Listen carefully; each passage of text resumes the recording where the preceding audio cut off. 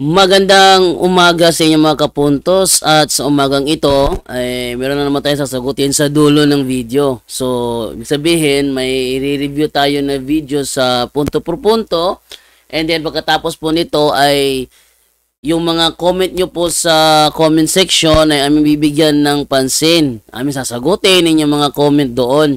Kaya panoorin nyo po ito hanggang sa dulo. At ang sasagutin ko mamaya pagkatapos ng video ay yung tanong ni Mikeson5519. Ang sabi doon, sana makadebate nyo si Bashir sa Kaging. Yan ang FB account niya. Muslim siya pero maginoo. Maginoo daw. May mga nakadebate na rin siya na pastor. Babalik daw siya sa pagiging Christian kung matitibag nyo paniniwala niya. Madami na rin siya followers. Okay. So, yan ang ating sasagutin sa dulo ng video ito. Kaya panoorin nyo na lamang po ang video hanggang sa dulo. Maraming salamat po.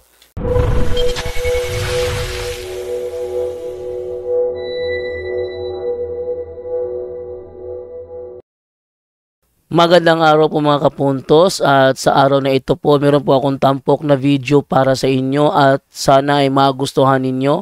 Kaya sa mga bago pa po sa aming channel, please po don't forget to hit the subscribe button at ang notification bell para maging notified kayo sa bawat video na ilalabas ko sa channel na ito. At bilang kahilingan po ng punto por punto team at naway maintindihan po ninyo, sana po wag nyo pong i-skip yung mga ads sa aming mga video. Sa maliit na bagay na po na yan, malaking tulong po yan sa ating programa at sa ating ministry.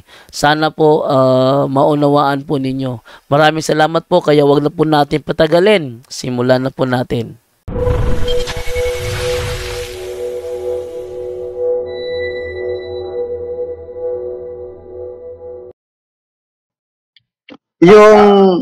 Kasi yung pinsan ko kausap ko kanina, yung pinsan ko Katoliko, pero naniniwala siya na walang simbahan na makakaligtas kundi ang tanging gawa at paniniwala sa Diyos.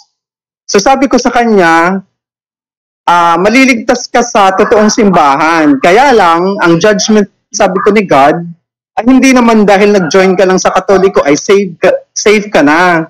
Sabi ko, kailangan mo ring sundan o sundin ang tamang gawa, ang tamang inuutos ng Diyos. Sabi ko kasi hindi naman pwedeng aralin mo lang yung Biblia o kung yung anong mga references, pero hindi mo siya gagawin, hindi mo i-apply sa buhay mo. So, nagdebate kami, parang nawawala yung ano niya yung trust niya sa pare. Kasi sabi niya, hindi daw lahat ng nakaabitong puti ay dapat magpapahayag ng katotohanan na salita ng Diyos. Sabi ko naman sa kanya, naiintindihan ko naman yun. Kaya lang, nakalagay sabi ko sa Biblia, nakasulat talaga yan, na sila ay authorized. Sabi ko, authorized sila ang binigyan ng karapatan ng kumbaga sinugo ng Diyos na magpalaganap or manguna sa pagpapalaganap ng kanyang mga alituntunin o ng kanyang mga tawag doon, yung kanyang mga salita. So sabi ko, may mga pare na nagkakaroon ng nakakabit sa kasalanan, kaya lang ang gawin natin ay ipagdasal natin. Pero wag nating aalisin yung tiwala natin sa kanila. Sabi ko, marami namang pare kung nagdududa ka sa kanya, pwede ka maghanap ng ibang pare, pero wag mong tatanggalin yung paniniwala na ang mga pare ay talagang otorisado ng Panginoong Jesus, sabi ko sa kanya.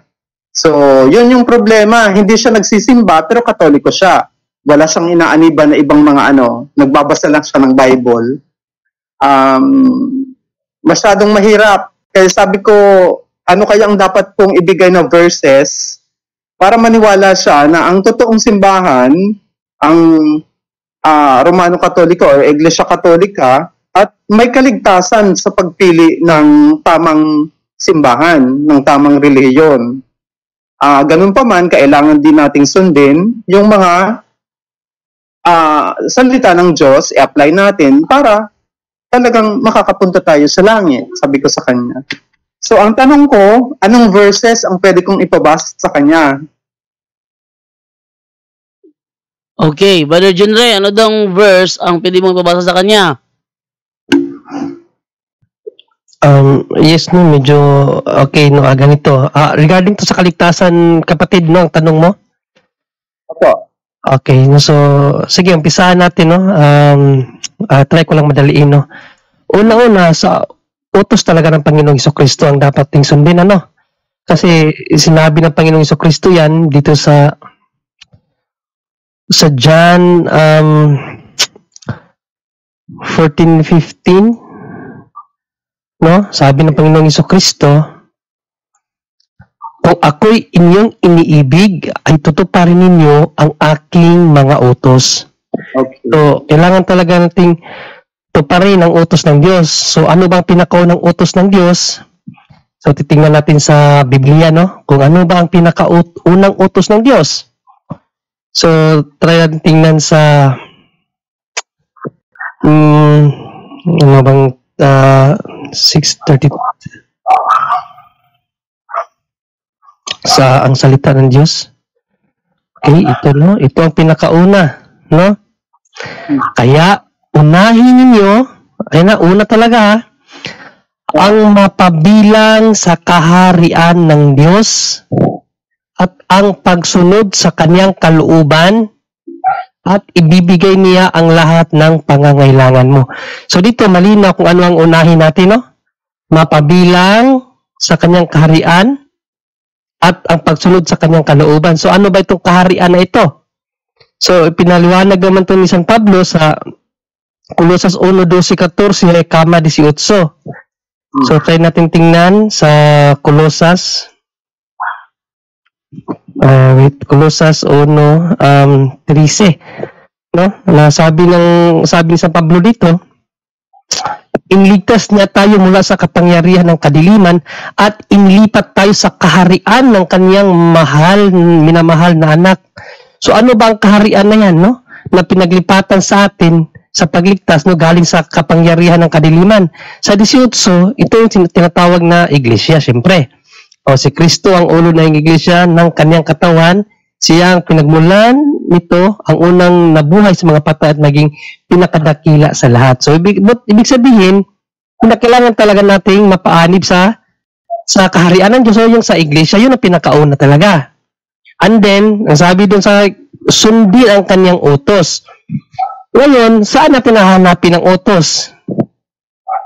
So, sabi naman ng Panginoong Jesucristo doon sa kanyang mga sinugo. Dahil sabi ni San Pablo, dito sa, sabi kasi ni San Pablo sa, yung talata yan,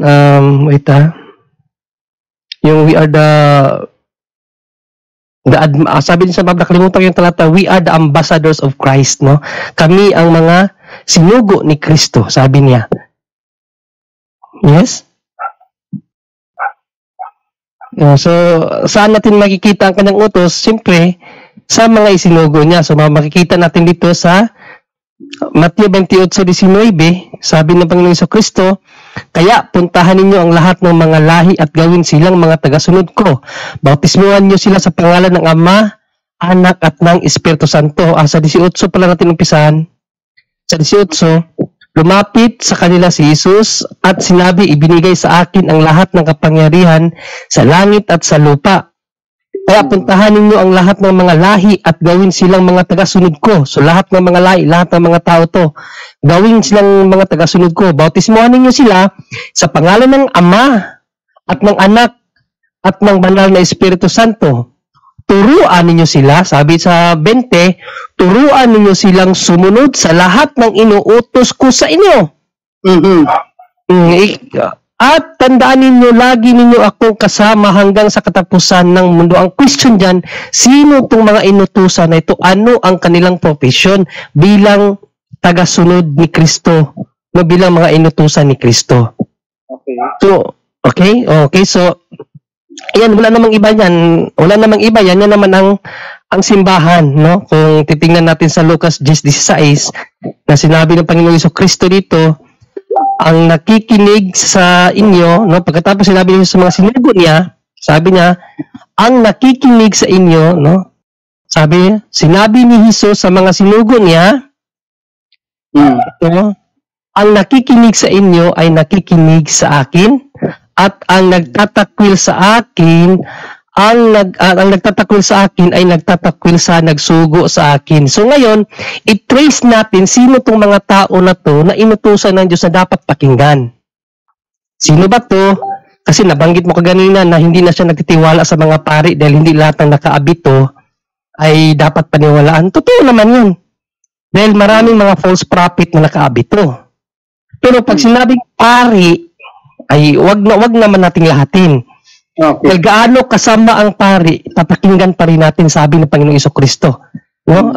Bago ko pagpatuloy, paghahanap sa mga taong inutusan ng Diyos, tingnan natin tong Mateo 15:1 hanggang 3, no? Wait lang para makita natin na kahit pa nagkakamali ang pari, pakikinggan pa rin natin, no?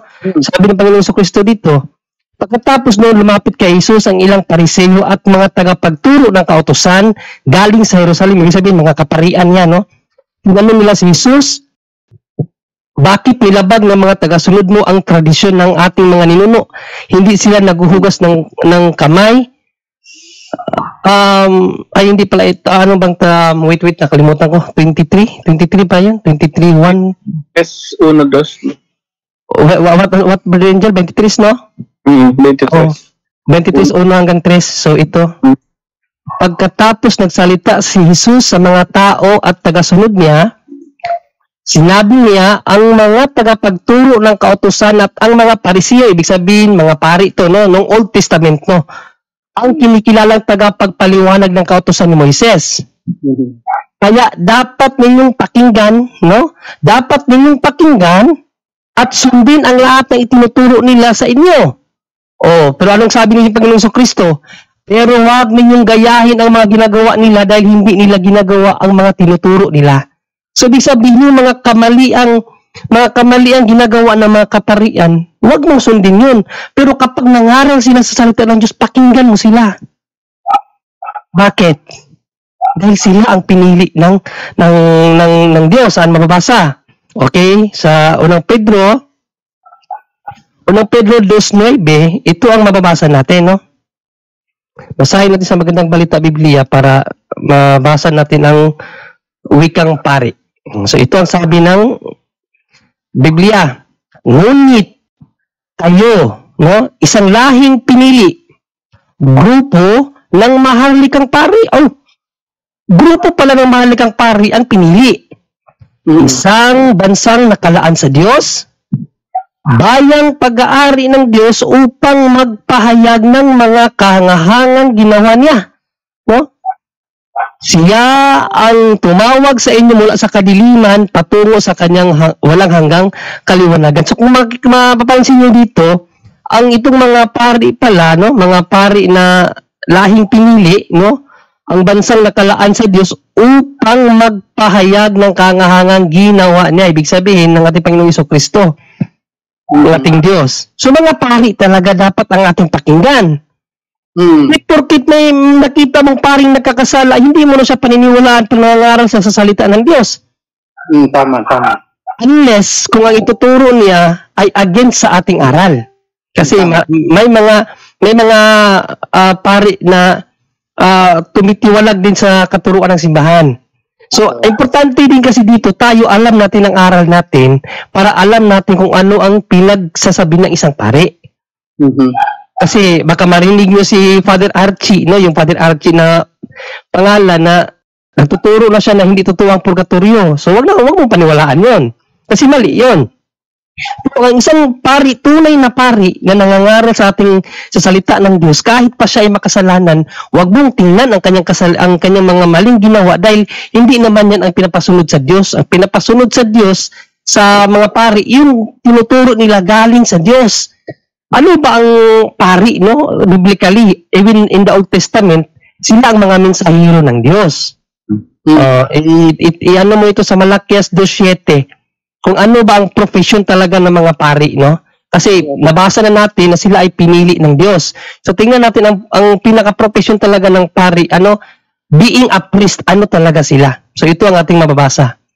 Tungkulin ng mga pari na ituro ang tunay na kaalaman tungkol sa Diyos.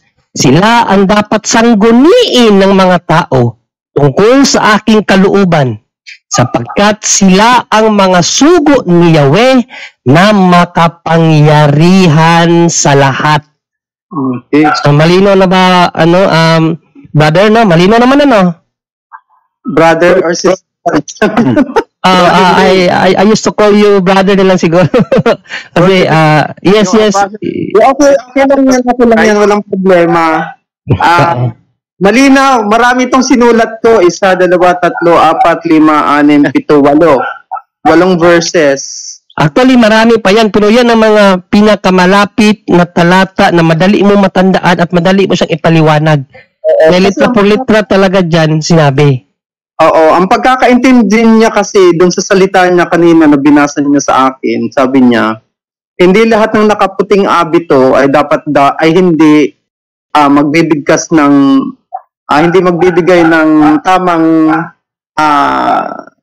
kautusan ng Diyos, sabi niya. So, ang ibig pala sabihin nun, merong mga false prophets. Yes, at dito yung mababasa natin sa 2 Pedro, no? Sa 2 Pedro, totoo yun kasi may mga false prophet talaga. Ito kay Panginoon Jesucristo na lang na pinapaingat tayo. Dito sa Mateo 4:4, no? Ito ang ating mababasa. Okay. Maliwanag. Okay, ito ang sabi natin Panginoon Jesucristo. Ngunit 4:4? Mateo 4:4-5. Ngunit sumagot si Jesus na susulat ang tao hindi dito. Wait lang 4, bro. 24. 24:4-5. Buti lang to sa Blue Angel. Matalas ang ang memory. So ito ang tinababasa no sa Mateo 24. Mateo 24. Yes, ito nakikita mo diyan sa screen. Sumagot si Jesus, mag-ingat kayo upang hindi kayo maligaw ninuman, no? Ninuman. Maraming paparito sa pangalan ko at magpapanggap na sila ang Kristo. Tandaan natin, ang mga pari ay alter Christos. Ibig sabihin, they are the vicar of Christ, no?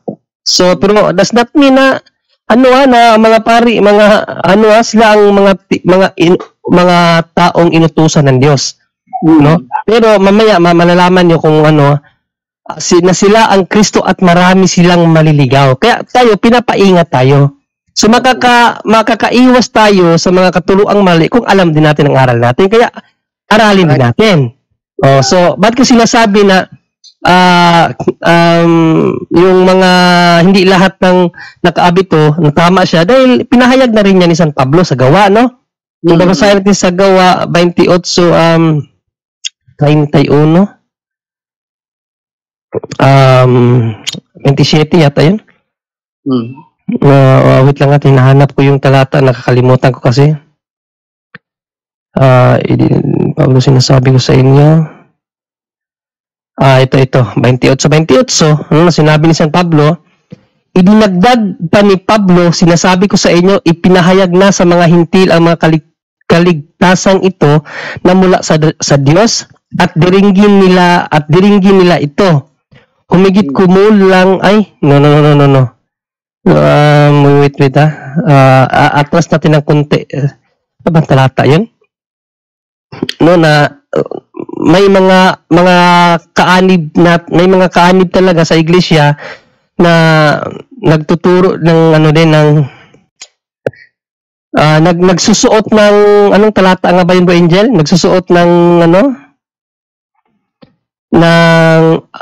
mukhang lobo pero mukhang tupa pero lobo sa loob, Bro Angel? Wait. Ano nga bang talata yun? Nakalimutan ko yung talata. Wait lang, brother Tingnan natin, no? 28 Gawa 28. Kasi sa Gawa 28:20, ito yung yung iglesia tinubos ng kanyang dugo. Gawa 28. 20 pala. Okay, wait no. Gawa 28 man ako. Gawa 20. 20. Yun, 20. Wait tingnan ko muna dito ito, no? So, ayan, ito nga. Gawa 20. Mag-start tayo sa 28. No? Sinabi ni San Pablo dito, ingatan ninyo ang inyong sarili at ang buong kawan, ibig sabihin ng iglesia, sapagkat sila'y inilagay ng mga Espiritu Santo sa inyong pag-iingat. Ibig sabihin, mga obispo to. No? At sige, basahin natin ang obispo ang nakalagay dyan. Ito. Ingatan ninyo ang inyong sarili at ang buong kawan na sa kanila'y ginawa kayo ng Espiritu Santo na mga obispo. Yan, tayo lang ang meron yan, no? Mga tunay na obispo, ang Iglesia Katolika. Upang pakanin ninyo ang Iglesia ng Panginoon. So, sila talagang tagapagturo na binili niya ng kaniyang dugo. Pero ang kasunod niyang sinabi ito, aking talastas na pag-alis ko ay magsisipasok sa inyo ang mga ganid na lobo. So, ito na yung mga tao na mayroong bad intention sa Church of God, no? Na hindi magpapatawad sa kawan at magsisilitaw sa mga kasamahan din ninyo ang mga taong magsasalita ng mga bagay na masama upang magdala ng mga alagad sa kanilang hulihan. Kaya nga, pero sabi ni San Pablo dito sa 31, kaya nga kayo'y mga puyat. So tayo maging aware tayo palagi na alalahanin sa loob ng 3 taon at hindi ako naglikat sa gabi at araw ng paalala bawat isa na may pagluha. Yun, no? So, alalahanin natin palagi yung paalala ni San Pablo na mayroon talagang mga tao na kahit pa sa kasamahan natin magtuturo ng kamalian. Pero fundamentally, no? Balik pa rin tayo sa fundamentals na ang mga kaparian ang binigyang otoridad ng Diyos na magturo sa mga tao. Diba, sabi pa nga kagaya sa Bible, Malakias 2:7, ang mga tao dapat sumangguni sa mga pari.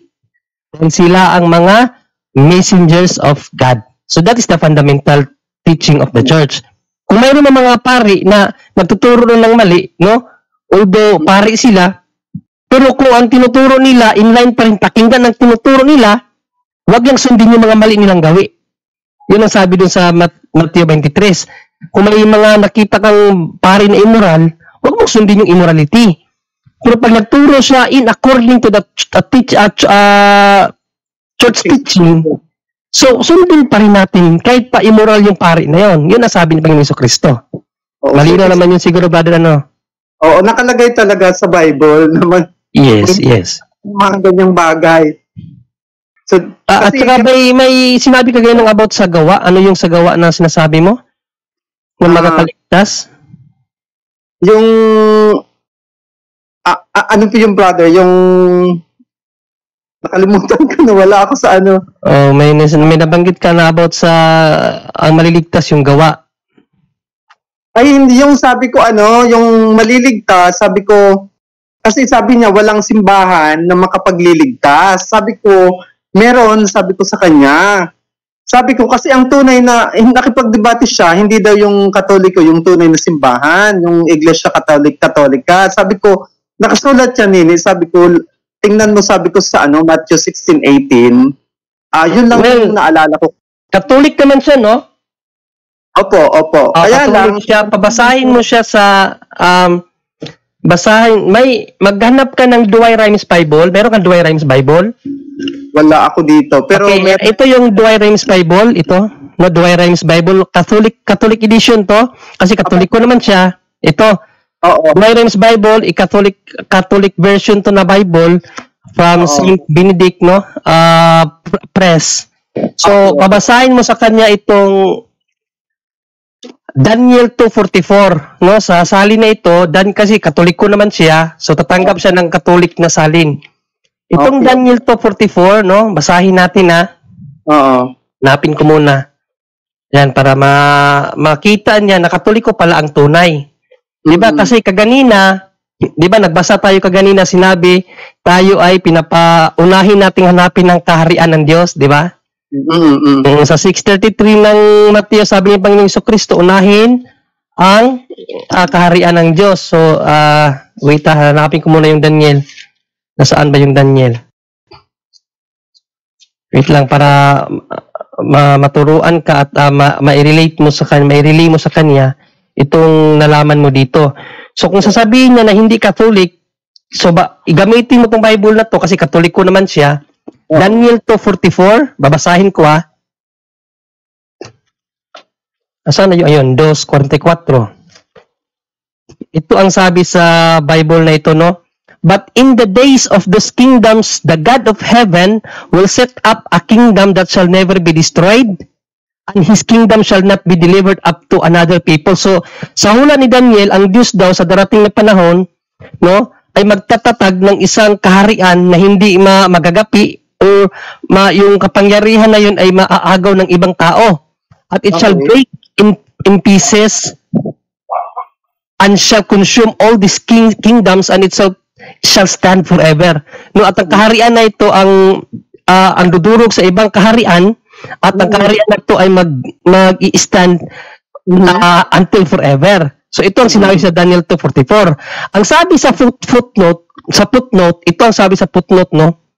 Ano ba yung kingdom na yun? Sabi dito sa footnote, the kingdom of Christ in the Catholic Church which cannot be destroyed. Okay. Ayan ang footnote, no? Kita ko. So sa footnote siya, okay. Pahayag ng mga scholar yan, ayan, no? The kingdom of Christ in the Catholic Church. Okay. Yun palang kingdom. Ibigay ko, okay na. O siya, sige. Para makita niya na Katoliko pala biblically. Oo. Kasi kanina medyo na ako, hindi naman ako nairita, kaya lang sabi ko sa kanya, hindi ka naniniwala sa pare. Pero pumunta ka sa pastora na alam mong hindi yan ordained. Kasala ka sa ginawa mo, sabi ko sa kanya. Ba't ka naniniwala dyan sa mga ano lang yan? Sabi ko, kumbaga mga tindera ng ano yan dito sa tabi-tabi. Kaya hindi ka pumunta sa mayor. Ang mayor ang pare. Sabi ko sa kanya. Mayor ang pari? What you mean mayor ang pari? Gumawa ako ng halimbawa.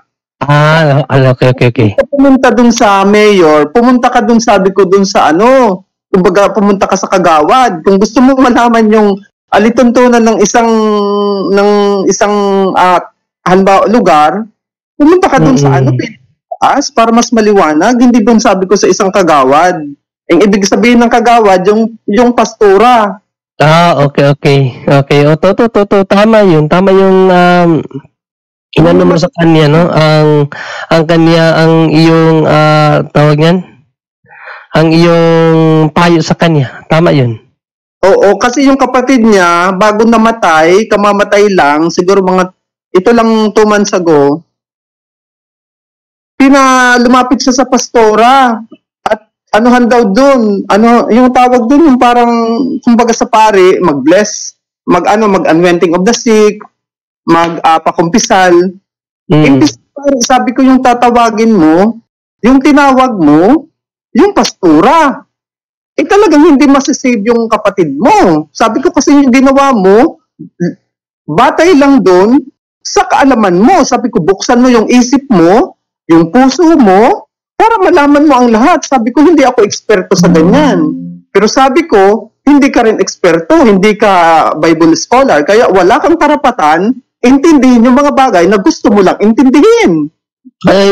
Yung kapatid niya may sakit. Yung kapatid niya may sakit, tapos nag-aagaw buhay sa ospital, sabi niya, tumawag ng pastura. Ngayon, ano bang sabi sa Bible? Itong sabi sa Bible, oh? Pakita mo to sa kanya, James 5:14-16. Duway inspiration din to. Is any man sick among you? Let him bring the priest of the church and let them pray over him, anointing him with the oil in the name of the Lord. Okay. Pari talaga yan, walang pastura. Matagal na kaming nag-aano nito kasi may sariling mundo. Sabi niya, hindi ako naniniwala sa kaya lang baka may natanggap yan galing kay pastora. Yung Biblia lang. Oo nga. Ewan ko ba? Sabi ko, ewan ko, ang daming kapamilya ko na na ganyan yung okay lang, ang ko lang siguro, no, maliban sa aside from teaching them, no, the truth, iano mo sila sa rosary mo palagi. Yun nga sinasabi ko kasi kanina Sabi ko sa kanya, ito na lang. Sabi ko, isahan na lang para maniwala ka na ang Iglesia Katolika ang totoong simbahan. Yung sinasabi mong mga sekta, di ba, tatag ng mga tao yan. O, tingnan mo sa sect. Sabi ko, ang lahat, nakarehistro yung mga founder niyan. Yung Roman Catholic, may founder ba na nakalagay dun sa sect? Wala, di ba? So, sabi ko, dun pa lang, alam mo na. At naniniwala ka na ang nakakapag-torture sa mga devil through exorcism, sabi ko, alam mo, na si Mama Mary, yung prayer na Hail Mary, sabi ko.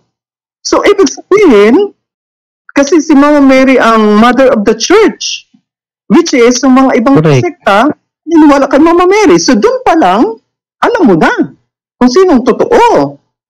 Sabi ko sa kanya.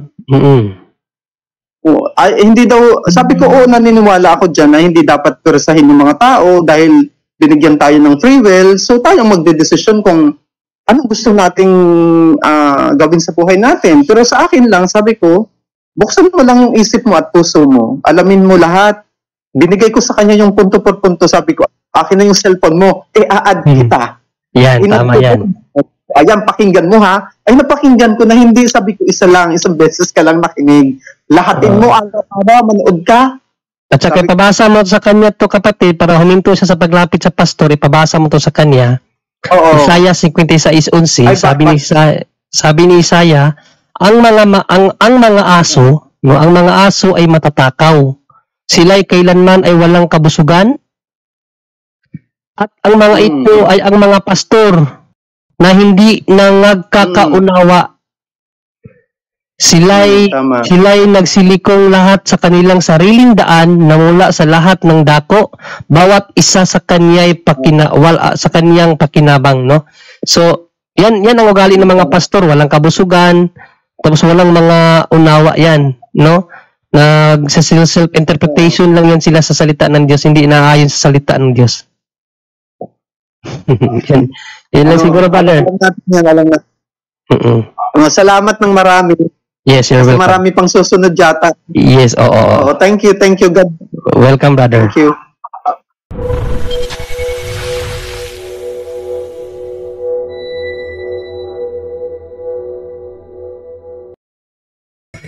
Magandang araw po sa inyong lahat, at sa araw na ito, sasagutin ko po yung isang katanungan na galing po ito kay Mike Son 5519, kung saan ay sinabi niya sana makadebate niyo si Bashir sa kaging niya ng FB account niya.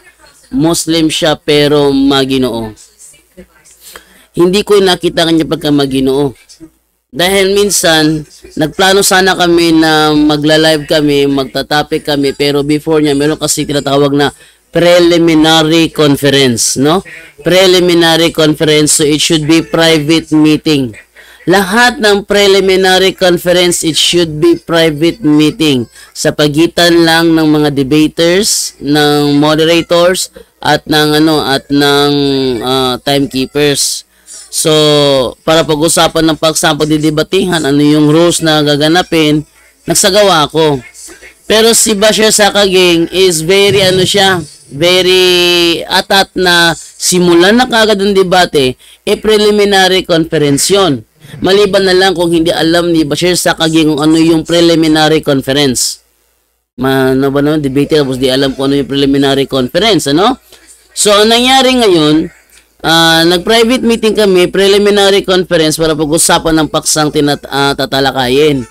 Pero si Bashir Sakaging sobrang atat na simulan na kagad ang debate. Sinabi ko nga na preliminary conference. Ayaw niya, pag ako nagsalita, sinasabayan ako ni Bashir.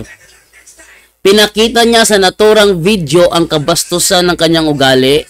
At yun ang reason na medyo tumaas ang aking boses.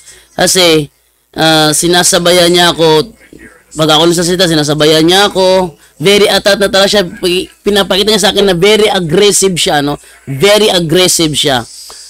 At hindi ko alam, nilalive pala niya. Nagsabi sa akin si Romel Palma, bro, nilalive ka ni Bashir Sakaging sa FB account niya. Doon ko nakita, sa simple lang, na reason para pagkatiwalaan siya, giniba pa niya. Ha? Ha? Sa simpleng reason na pagkakatiwalaan ko siya, giniba pa niya. Ha? Nagawa niyang gibain.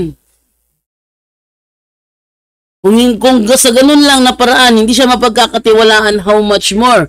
Binagbigyan ko pa siya, baka sakali magbago. Dahil sabi nga nila, Maginoo, hindi ba? So, naganap na yung talakayan. Nung gabi na tatalakayan na sana. Kristiyano laban sa Muslim. And then, kinontak namin si Christian Prince para siyang iharap sa kanila. Kasi, ito kasing mga Muslim kasi, mga Filipino Muslim, lalo na kung balik Islam, kung balik Islam, mag-Arabic kunwari. Arabic kunwari. Tayo naman, wala tayong alam sa Arabic. So, tuwang-tuwa sila habang nakikita ang ating mukha na parang natutulala ni hindi alam anong sasabihin pag nag-Arabic kunwari sila. Yon. Kaya ang nangyari, pinatawag namin si Christian Prince para siyang makaharap ni na Bashir Sakaging at ni Ali Javier. No. Ang nangyari, walang talakayan. Walang talakayan. Ilalagay dito sa video na ito yung nangyari ng gabing yon, sobrang gulo. Sobrang gulo. Kaya hindi ko nakita na maginoong kadebate itong si Bashir Sakaging. Dahil nung nakaharap na nila si Christian Prince sa isang talakayan, biglang nataranta, sobrang taranta niya, hindi na siya, gusto niya, bigyan siya na pagkataong magsalita ng kahit 5 minuto, pero nagtatagalog siya. Ang sabi ni Christian Prince, speak in English, siya, Tagalog pa rin ang Tagalog. Paano maintindihan ni Christian Prince sa sasabihin kung Tagalog ng Tagalog? Hindi ba? Kaya sabi ni Christian Prince, kontrolin ko daw si Bashir na patahimikin mo saglit at relax lang, magsalita ng English, pero si Bashir Sakaging ayaw talaga niyang pakontrol. Bakit? Nagla-live din kasi siya. Ayaw niya ipakita sa kanyang mga viewers na para siyang kinokontrol siya. So, kahit kami, nagla-live din kami yung kinokontrol. Pati si Christian Prince. No? Sabi niya, programa niyo ito. Programa nga na yan, ba't di siya nakikinig? Isa lang ang gusto mangyari. Simulan na ang talakayan, speak in English. Walang ibang sinabi si Bashir kundi show me your face. Show me your face. Kaya wala akong nakikitang pagiging Maginoo. No? May mga nakadebate na rin siyang pastor, pakialam ko. Wala akong pakialam kung may mga nakadebate siyang pastor. Ha? Sabi niya, babalik daw siya sa pagiging Christian. Huwag ka nang bumalik. Kailan ka naging Christian? Ha? Babalik daw siya sa pagiging Christian kung matitibag nyo paniniwala niya. Hindi ako maniniwala dyan. Kahit matibag yan, hindi naman babalik sa Christianity. O sige, ito. Kung sakaling gusto talaga nyo na makipagtalakayan sa amin si Bashir Sakaging, ito ang gusto kong topic. Patunayan niya na tama ang sinasabi sa Quran na mga kalaban ni Kristos ayon sa Surah 4 ayat 157 na ang mga kalaban ni Kristo ay tinatawag siyang Mesiyas. Patunayan niya yan. Historically. Yan na. Patunayan niya yan historically. Ibig sabihin ng ebidensya, hindi kukunin sa Biblia, hindi kukunin sa Quran, kundi kukunin sa history na ang mga kalaban ni Kristo, kinikilala siyang Misaya para mapatunayan ang totoong sinasabi ng Quran na Misaya si Kristo sa paningin ng mga kalaban niya.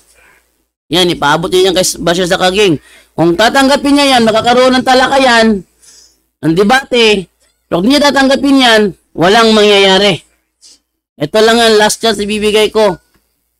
Iparating niyo yan kay Bashir Sakaging. Patunayan yung totoong sinasabi sa Quran, chapter 4, verse 157, na kinikilala na Misaya ng mga kalaban ni Kristo, si Kristo.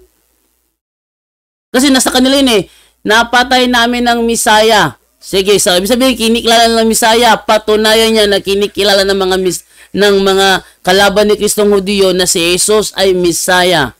'Yon. Sana tanggapin niya. Kung hindi niya tatanggapin 'yon, then magkukuha siya ng ibang topic, wag na lang. Ayoko.